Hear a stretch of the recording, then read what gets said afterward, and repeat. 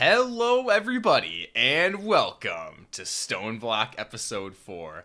As you can see, we're back in the water tunnel here, on the way down to the dungeon. Today, we're going to be checking out the nether dungeons. We just have a little further to go in our tunnel before we reach the nether regions. I'm super excited. We get access to more soul sand, blaze rods, netherite, all the good nether stuff. So that's what we're going to be doing in today's episode. In the last episode, we made these amazing Tinker's tools. I mean, just look how fast this hammer is. Like, come on. This is amazing. Yeah, with this, we should be there in no time. And before we start off in the nether, what I want to do is check out one of these spawner dungeons. Not really because it has anything to offer, but because it's one of the quests in the exploration tab, visit a spawner dungeon. We are right next to one of these dungeons. It looks like it's on Y level 87, so we have a little bit of digging down to do. Let's see if we can make our way down there. And here we are, the spawner dungeon. Holy moly. So it looks like these are just small little one-room dungeons with one spawner.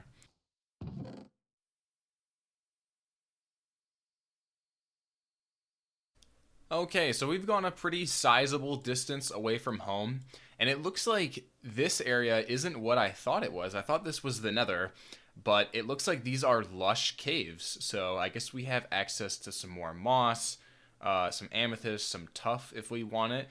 I've just run into this stuff called ochrium, and it looks like it has a couple different uses. One, as a building block. It actually looks really neat. And two, in the crushing wheel, it looks like if you crush it, it has a 20% chance to make gold ore. So that's pretty useful. Oh, look at this. We've found ourselves a cave here. I'm surprised there's one this high up. So I guess, yeah, this is just what it looks like. It's got normal ores, just like a cave would. Thankfully for us, though, we already get most of these ores from the crate machine we made last episode. Well, the lush caves were cool. We did get some new blocks and some new resources, but now we are in the nether. And before I keep digging, I just want to show you guys how fast this hammer is. This stuff is like butter for the bronze hammer. That's just amazing. So anyway, here we are. It looks like the dungeon is on Y level 47, so it's above us this time. So it looks like we are going to have to make a big staircase. I think I might start that a couple blocks back here, probably like back here. This block right here, if you guys could get out of the way, this block right here is just under the dungeon. Look at the amount of mobs and all the noise. I think I'm gonna try to go around, maybe get a safer entrance. Here goes nothing.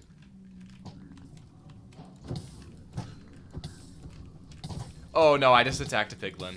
This was a mistake. This was a terrible idea. Oh my gosh. Oh my god. Okay. I think we need to rethink our strategy. Let's get him. There we are. Okay. Some peace and quiet now, perhaps? You out of there? I don't really care about piglins. Holy. Okay.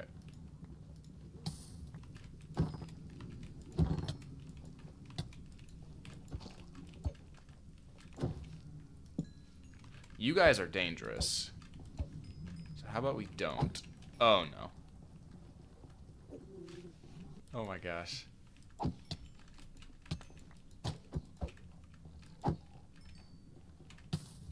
This guy is not cool.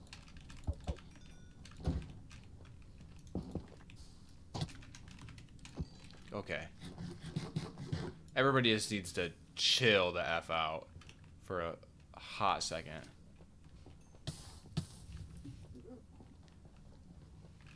Here's what we're gonna do. Can you just get out of there? Thanks.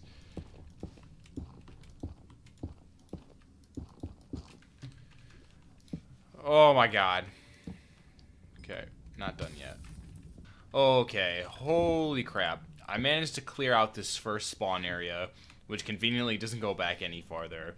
And I think we can establish this as our base of communications in the meantime. Got a bunch of crap.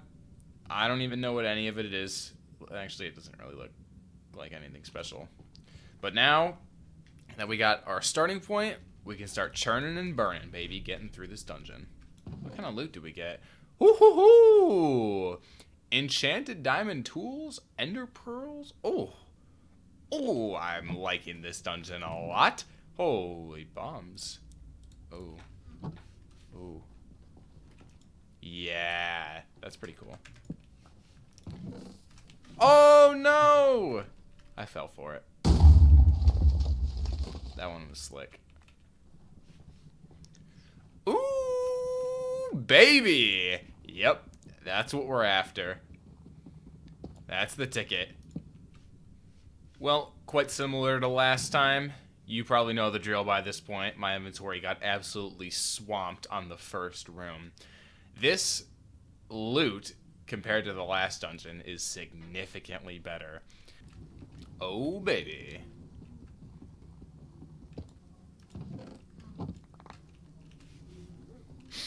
Like, come on, man. It's just incredible. Do you see the amount of blazes on the map right now? Of course I'm gonna go in there.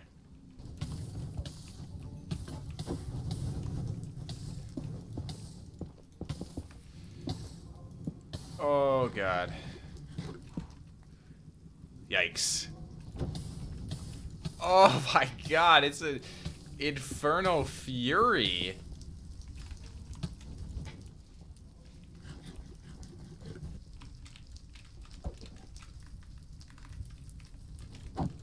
Oh, please.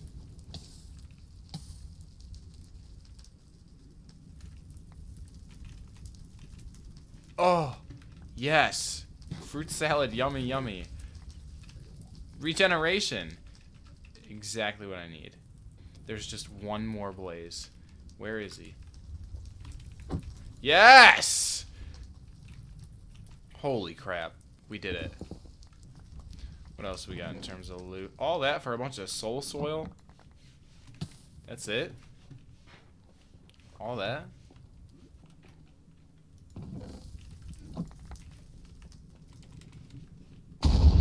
Sucker. Whoa. Yup.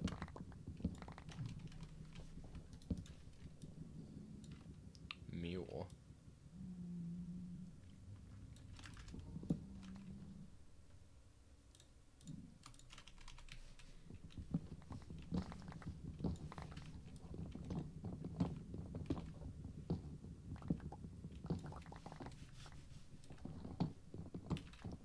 I want it all.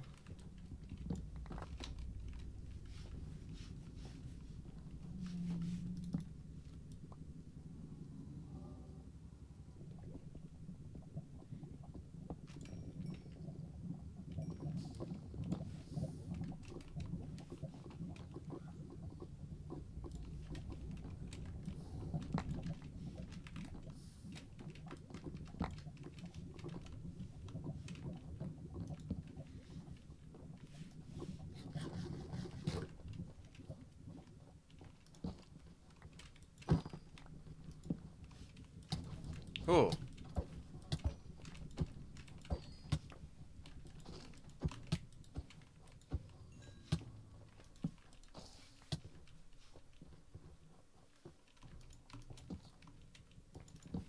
There we go. That's what I'm looking for. Alright, everybody, quick update. I've spent a lot of time in the dungeon here and have managed to gain a ton of loot. I have to say, I'm really liking this dungeon. It's definitely a lot better than the first one. First of all, the loot is just a lot better.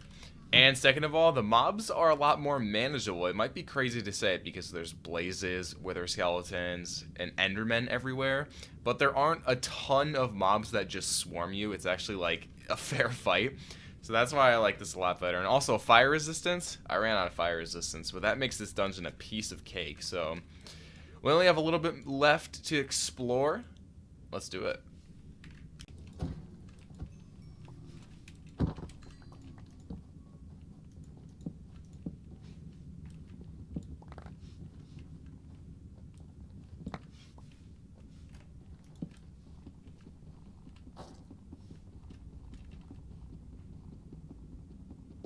Hey guys.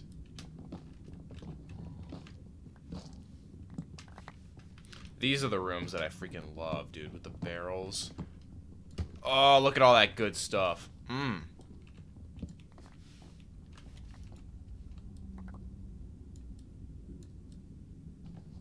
Ugh.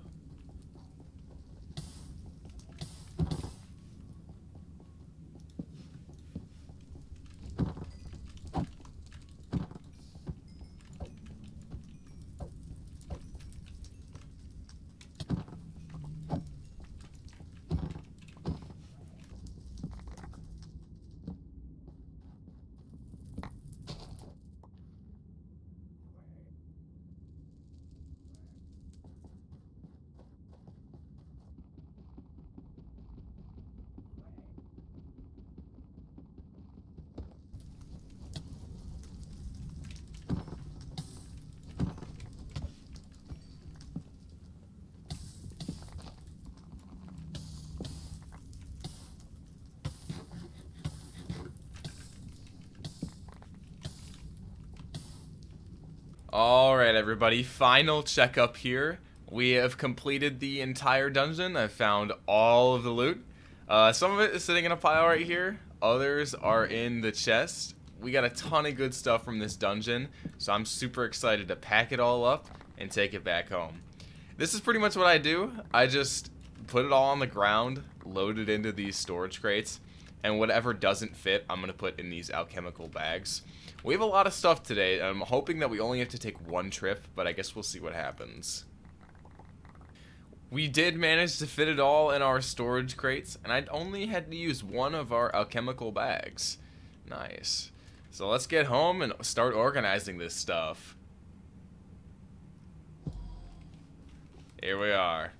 Home sweet home. Some of the highlights here: a stack of netherite scraps, some ancient debris that I found in the walls, a couple stacks of blaze rods, a whole stack of gold blocks, a whole stack of diamonds, a bunch of blocks, a bunch of soul sand, which is good, just a bunch of mob drops and other great loot. Awesome stuff. Before we continue on here, I want to go over some changes that I made to the mob spawner. It still functions the same, mobs still spawn and are killed in the same way, but I have added some storage. So the first change I made is with this absorption hopper. Added the one from the mob grinding utils mod.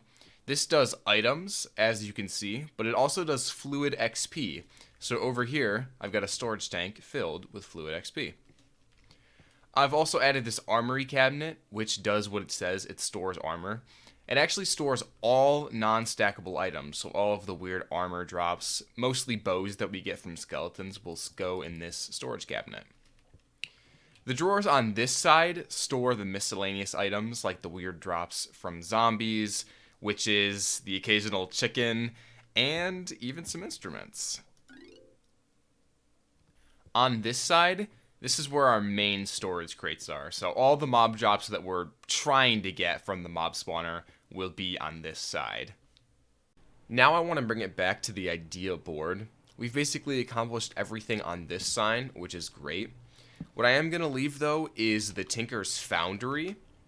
Now that we visited the Nether and we're able to pick up some more soul sand and some magma cream, we can make scorched brick from nether grout. Doing that will give us scorched bricks, which are part of the foundry. And on this sign, we can go ahead and remove the mob grinder since we just finished that up, and just leave chickens. So now the next thing that I want to address, and really needs to be addressed, is our storage. Our storage is absolutely out of control. We have just chests over there filled with items. I tried to keep it organized with signs, but we just have too many items. It's not doing us well. So what we're going to go ahead and do is make a refined storage system. Right after we make some cardboard boxes. Why do we need these cardboard boxes? I know, we're getting sidetracked again. But trust me, we really, really need these. In the dungeon, there are, of course, spawners. I bookmarked some blaze, wither skeleton, and magma cube spawners that I found in the dungeon, and these would be really great if we added to our mob farm. So, we're going to make some cardboard boxes, get back to the dungeon, grab some spawners, and then we'll start making our refined storage. So, cardboard boxes are made with sawdust, which the best way to get sawdust is to pulverize logs. For that, of course, we need a pulverizer, which we can craft pretty easily. And to power the pulverizer, we need a dynamo. So I think I'm going to go with the magmatic dynamo. It's the most efficient, and it's pretty easy to get lava. And now, we're not going to go too deep into thermal expansion or power or anything like that. I really just want to make the cardboard boxes. So we're going to skim over thermal expansion and come back to it later. So the first thing that we're going to make is the magmatic dynamo. And in order to do that, you need this alloy called Invar. Invar is an alloy of nickel and iron. So if we just smash some iron into iron dust, some nickel into nickel dust, combine that together,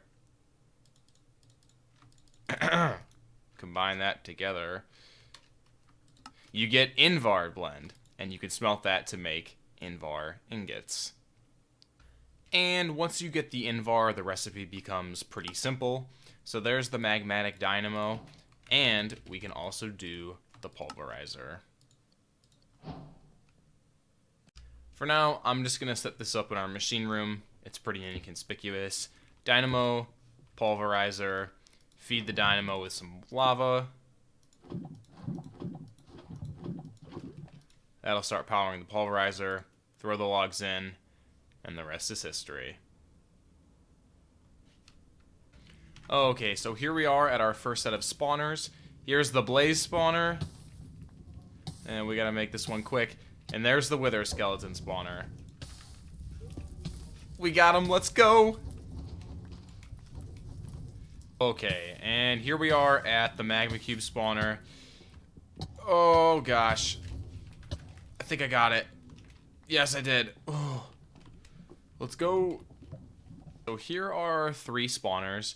This one, as you can see, is the magma cube. If this isn't proof, then I don't know what is. Well, here we are at the mob farm. I did a little bit of tweaking so we could add our spawners in there. As you can see, we've got the magma cube spawner and we have the wither skeleton spawner in our farm. I wanted to put the spawners up top, like in the actual spawning platform, but it turns out if you're too far away from the spawners, they won't spawn any mobs. So I really had no choice but to put them down here, hence why I had to add the tinted glass and expand the drop down tube. Regardless though, I think it makes the farm infinitely better, and now we have magma cream and we're getting wither skeleton drops as well. As for the blaze spawner, I didn't put that in the farm. I have different plans for that, so we'll get to that when it comes around. This really needs to be faster. So with our mob grinder finished, I think we can get started on our refined storage system. I'm just going to be following the quests under the storage tab here, and the first one is to make a controller. So to make a controller, you need a couple different things. First thing being quartz enriched iron, silicone, machine casing, and an advanced processor. So to make quartz enriched iron, all you do is combine iron and quartz. To make silicone, all you do is smelt Certus quartz dust, which we get from our create machine. And to make a machine casing, all you do is take that quartz enriched iron and surround it with stone. I have done those things, so we have a machine casing, some quartz enriched iron, and some silicone smelting up in the furnace. Now the last thing that we have to make is this advanced processor. And to do that, it's kind of a complicated process. You need these things called deployers from Create. And what you do basically is you kind of make a chain with belts. You put a diamond in, and it goes to the first deployer, which you give a processor binding. And the hand kind of deploys down, and it makes a combination of the diamond and the processor binding. It goes to the next item. It makes a combination of that with silicone. And it does that on the third deployer with redstone as well. And after it does the third one, you'll get this advanced processor. And there are actually a couple of different processors. There are 3 of them. I'm sure we're going to need the other 2 at some point. So I think it would be useful if we made this sequence and we made it automatic, so we can just feed it a diamond, a piece of gold, or a piece of iron and get that processor out of there. So that's the first thing that we're going to do before we make the controller. Alright everybody, here we are back in the create room. And for this machine, while it would be acceptable to use water wheels, I think they would get the job done just fine. We're not novices anymore, you know, we don't need the water wheels. We can move on to a bigger source of power. So I've made the steam engine. And I also made all the components that we need to get it running, including getting a couple blazes trapped in these blaze burners. So for the steam engine, again, like all things, not exactly sure how it works, but using this ponder tool with create is really helpful. So what I've learned is that our first step here is to give the steam engine a source of power. So I think if we dug out, actually I should probably dig out a little more just so we can access them. We can get these blaze burners to power the steam engine. So we put the fluid tank down here. I made a couple more just so, actually that's not how I wanted it to be. Made a couple more just so we can have a lot of water stored in our tank. And then on the side, you put the steam engine. Yep, and that makes it work, I guess. So after that, you put a shaft on the outside, and this is where you would hook in once we get the machine running. This is going to start rotating, and that's where you'd hook in other shafts and cogs.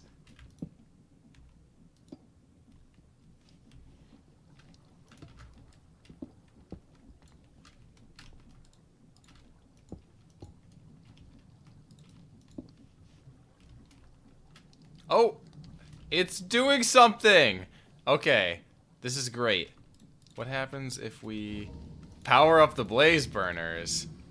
Oh, that boy is churning. All right. So we have to find a way to keep those blaze burners fed.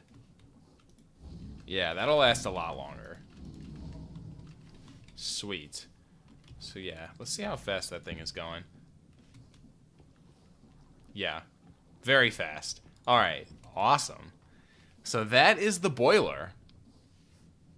So now here's the question that I have. Can we take the boiler, the output of the boiler, and spin a mechanical pump? I guess we'll find out. For that though, I need some more cogs, like this. Okay. Yes, perfect. Perfect. That is going excellently fast. And now we do not need the water wheel. Great. I was really hoping we could do that because I wanted to remove the water wheel from the equation entirely. And it looks like we've got the pump running off of the boiler itself, or the engine. So, like most things in Create, I kind of discovered that I'm in a little over my head. But that's what it's all about, so I'm kind of excited.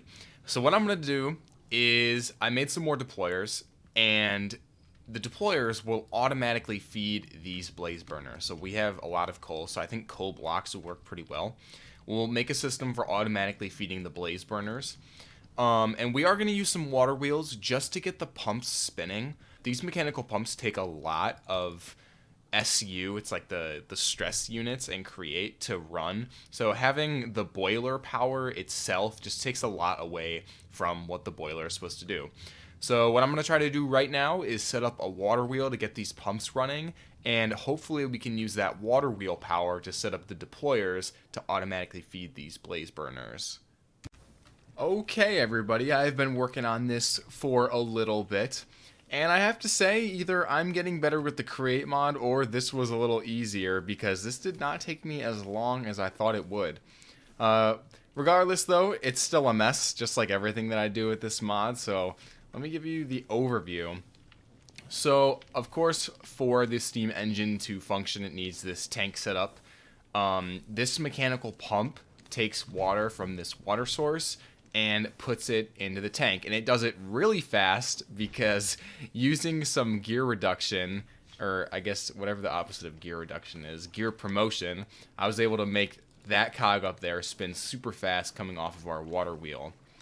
The water wheel also powers these deployers, which go slower, but they don't have to go any faster because they're just powering these blaze burners, and they'll just add coal whenever these are running out. So basically, these are always running. The coal, as you can see from these item pipes, it comes from our crushing wheel over here. We have a huge excess of coal. I mean, if you could look in our storage drawers, you'd see that we have like 2,000. So basically any excess coal that's getting made from these crushing wheels is getting sent over to these deployers.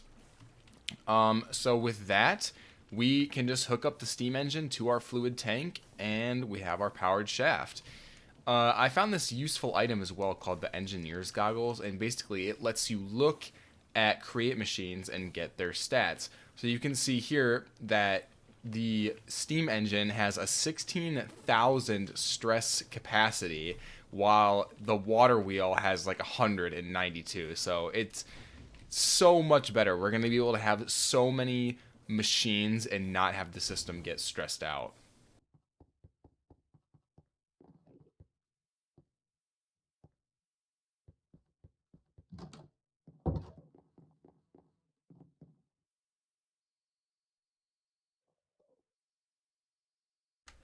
Hey, so I expanded this hallway, and I also added a room at the end of it that's going to serve as the main operational center for automating these raw processors. The most important thing to note about crafting these processors is that the recipe sequence is exactly the same. You just need different input materials based on which processor you want to make. So with that concept in mind, I've designed this room.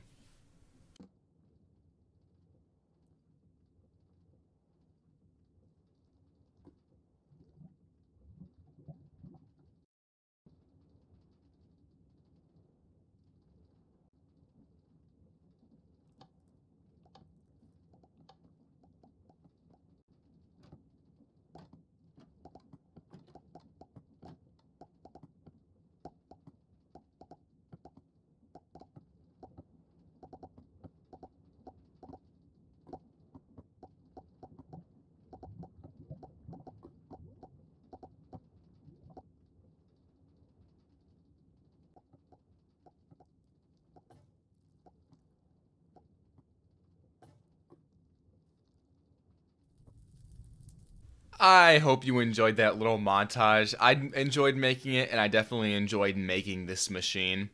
In all the testing I did, we probably made more processors than I'm ever going to need, which means that we're probably never going to use this room again. But despite that, making the automated crafting was fun, and later on in this pack, you need to do a lot of automated crafting, so just getting the practice in was really good too. Now I'm going to go ahead and show you quickly the behind the scenes, because the montage didn't really capture all of it. This is the deployer setup. This is where the crafting is done. There are item filters for every single item in the recipe sequence. It starts here, goes to the next one, so on and so forth. Then it goes down into the layer. It goes to these encased fans, and these are just furnaces, really. They just take the raw processor and they smelt it into the actual processor, and that gets sent back up here into these crates. And that's it. That's the machine. So now that we have all of our resources, we can get back to making our refined storage system. So the first step was to make the controller. We have our processors now, so we should be able to make basically every item in this quest. So for the controller, bam. The next item to make was the disk drive. Bam. An item disk. Okay, so we have a couple different options here. I guess we'll go with the 64K storage disk, just because we have a ton of items that we're going to need to be storing. And of course, we can always make more later. So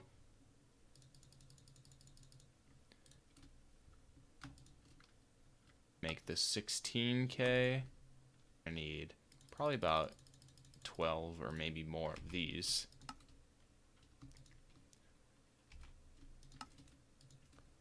Okay, so we got 2. We just need 1 more, which means we need 1 more 4K.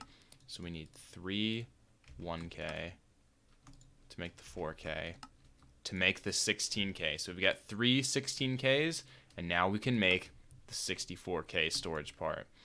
And we combine that with a storage housing to make the 64K storage disk. That will make us the grid.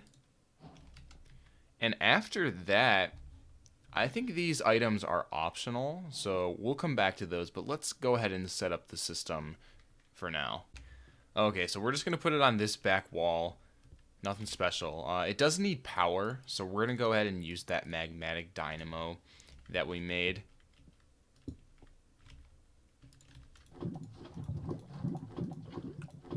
Get that to start generating. We'll put the controller in front of that. Good, that's getting powered. And I guess we can just put the disk drive there and the grid there. Okay, so we can throw a 64K disk. And it's as simple as that. Yep, and it looks like we've got some storage on the disk. So that's really it. That's as simple as it is. You just make the disks, and then you have the controller. You can access it with the grid and just start throwing all your items in. So I've made another 64K storage disk, which means we can store a total of 128,000 items in our refined storage system. The next item we have on our quest here is the wireless grid. This will allow us to access the grid wirelessly. You'd probably never guess. So let's go ahead and make that here. We need a grid, which means we need another construction core and destruction core. There's the grid. In order to make the wireless grid, we combine that grid that we just made. So there's the wireless grid, and we do need to charge it. And there's no way in the refined storage mod itself to do that. So in this pack, there's this mod called Charging Gadgets, and it just adds this block. And all you do is just power it, throw the wireless grid in, and then the charging station charges it. Also, you can sneak right-click on the controller to link the grid to the controller, but if I try to open it, no inventory menu comes up. And I'm thinking, it doesn't say anything about it in the pack, but I'm thinking that we need to make one of these wireless transmitters to do it. So let's do that and see if it works. There's the wireless transmitter, and I feel like we placed this on top of the controller, maybe? Yep, there it is. Awesome. So now we have this wireless grid, and we can access the drive whenever we want. Let's see how far away. Oh, okay. So it does have a range. I wonder how we can increase that range. Yep. So it looks like there's an item in the mod that increases the range of the wireless transmitter. So let's see how many of those we can make and how efficient that makes the grid. But we could do a couple upgrades, but let's start out with one for now. There's the range upgrade. It increases it by 8 blocks. Man, that sucks. So we can only go, let's see, 3 times 8, that's another 24. So we can only go 48 blocks. Yikes. This is not as good as I thought it was going to be. Maybe we might be able to set up more of these transmitters around our base. I think that would be pretty useful if we could do that.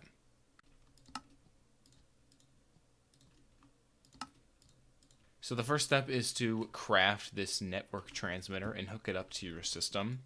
And what this is going to do is, however far we choose to go, we're going to place down this receiver, put the network card in, link it, and then we're going to put it in this transmitter. And this is kind of going to be the source for our refined storage system that just died, way over where we decided to put it. So let's get this back up and running again. Grab our network card out and go to where we actually want it to be. Okay, I decided to put it in our create room over here. I think this would be a good spot for it.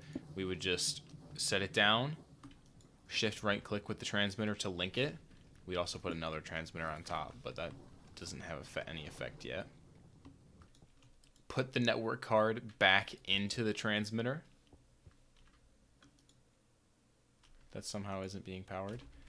Oh, I think that may take a lot more power than you realize.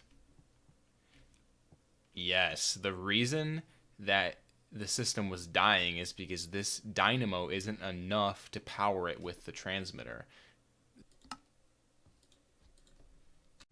Really quickly, we're taking a pit stop back at the nether. We need some more power for our refined storage system, and I figured the easiest way to do that in the meantime is to make some more magmatic dynamos. In order to do that, we're going to need a lot of lava. So I've made a fluid pump from Immersive Engineering and an ender tank. And the idea is that we're going to pump the lava out of these pools of lava into an ender tank over here, and then back at our base we'll be able to set up another ender tank to access that lava. So we'll set our pump to output, put the tank next to it. We need to give this a redstone signal. Okay, so now if we hit that bad boy with some lava, yep, it's getting power. And is it pumping? Doesn't look like it. Oh! Oh! Let's go!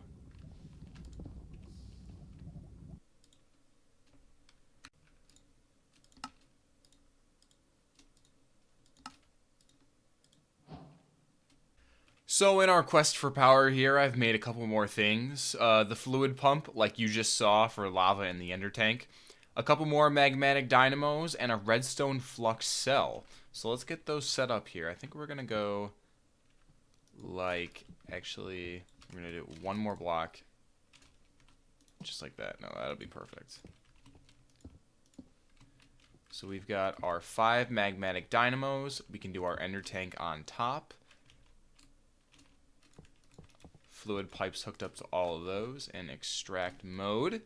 Those are powering, great. And now we're going to take some energy pipes and hook them up to the flux cell. So these are all on extract mode. And then I think we have to go into the cell itself and then configure both of these sides for input. That'll make both of these sides blue. And now all of these magmatic dynamos should be powering this flux cell. And with that, we can configure the front side to be output. And now we'll start powering our controller. So here's the question. If we hook up the transmitter, like we did before, to the network, is it going to consume too much power? Is 5 magmatic dynamos enough? And right now it looks like it is. So this confirms it. If we go over here by our receiver, we have full access to the network. So earlier we made these storage disks which allow us to store a ton of items in our refined storage system. That's great. But where refined storage really starts becoming powerful is when you make these external storage blocks. Now let me show you how these work. We're going to go over to the mob grinder, and from before you saw that we have this storage controller hooked up to all of the drawers that are storing items from the mob grinder. I've ran some cable from our controller over at a refined storage system down to this storage controller. And what you can do is hook up this external storage system to these cables. What that does is allows you to access all of the items on the wireless grid in your refined storage system. That is where refined storage really starts becoming powerful. The same concept applies over here in the create room. Quick side note, I moved the receiver from over there to right here. I also threw some range upgrades in there so we can basically use this anywhere on this side of the base. And another thing I've done is, which I should have done earlier, is added a storage controller in this room as well as some compacting drawers. Basically what these do is they take the items and they craft it into blocks or ingots if available. So now we have a ton of storage. So like we were doing, we can hook up an external storage to this storage controller, which will allow us to access all of these items in these drawers in our refined storage system. We also have the ability to take items in and out of the system and send them back to the same inventory. So you can see we have 522 diamonds. If we take out a stack of diamonds, that number changes to 458. And if we put it back, it'll go right into the same spot, 522.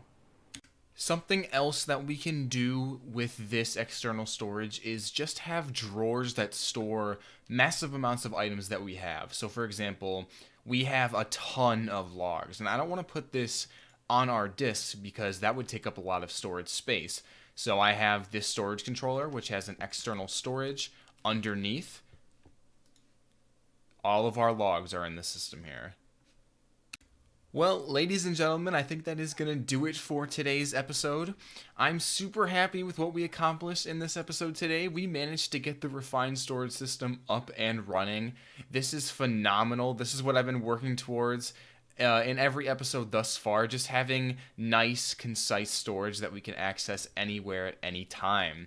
I'm really happy that we did that today, and we can go ahead and take that off of the idea board here. Refined storage gone. I can take the blaze burner off as well.